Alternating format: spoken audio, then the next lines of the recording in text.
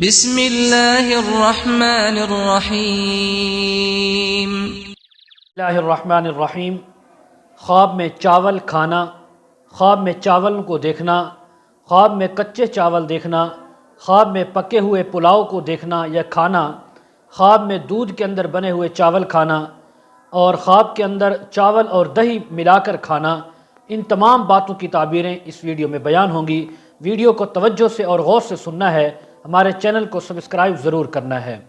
حضرت علامہ ابن سیرین رحمہ اللہ فرماتے ہیں، خواب میں چاول دیکھنا مال ملنے کی دلیل ہے۔ جس مقدار میں چاول دیکھے اسی مقدار میں مالی منفعت ملنے کی دلیل ہے اور تعبیر ہے۔ حضرت ابراہیم کرمانی رحمہ اللہ فرماتے ہیں، اگر کسی نے خواب میں چاول پکے ہوئے دیکھے ہیں، دلیل ہے کہ اس کی کوئی دلی مراد ہے، کوئی دلی حاجت ہے، وہ اس کی اللہ تبارک و تعالی پوری فرمائیں گے۔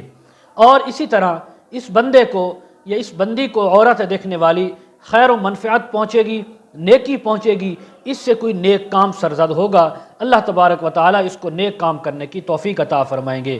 اور اگر دیکھے کہ پلاؤ کھایا ہے تو یہ بہت زیادہ بہتری کی اور نیکی کی اور تقوی کی دلیل ہے۔ اور اگر دودھ چاول اس نے کھائے ہیں، کھانے کے اندر چاول اور دودھ یعنی مکس کھائے ہیں، جس کو کھیر کہتے ہیں یا جو بھی آپ اپنی زبان میں کہتے ہیں اس کو نام، دودھ چاول کو یہ کھایا ہے تو یہ بھی بہت زیادہ بہتر ہے۔ اس کو دولت ملنے کی، مال ملنے کی یا اسی طرح نیکی ملنے کی اور نیک کام اس سے ہونے کی تعبیر ہے۔ اللہ تبارک و تعالی اس عورت یا مرد سے نیک کام کروائیں گے جو اس کی دنیا میں بھی عزت کا باعث بنیں گے، آخرت میں اللہ کے ہاں بھی اس کے لیے عزت کا باعث بنیں گے۔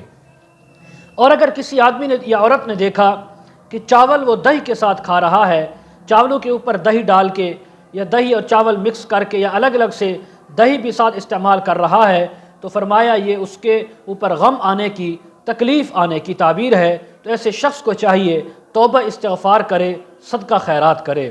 چاولوں کا کھیت دیکھا ہے، چاولوں کی فصل دیکھی ہے تو یہ بہت اچھی تعبیر ہے۔ اللہ تبارک و تعالی اس سے اگر کوئی تکلیف یا غم ہے وہ دور فرما دیں گے۔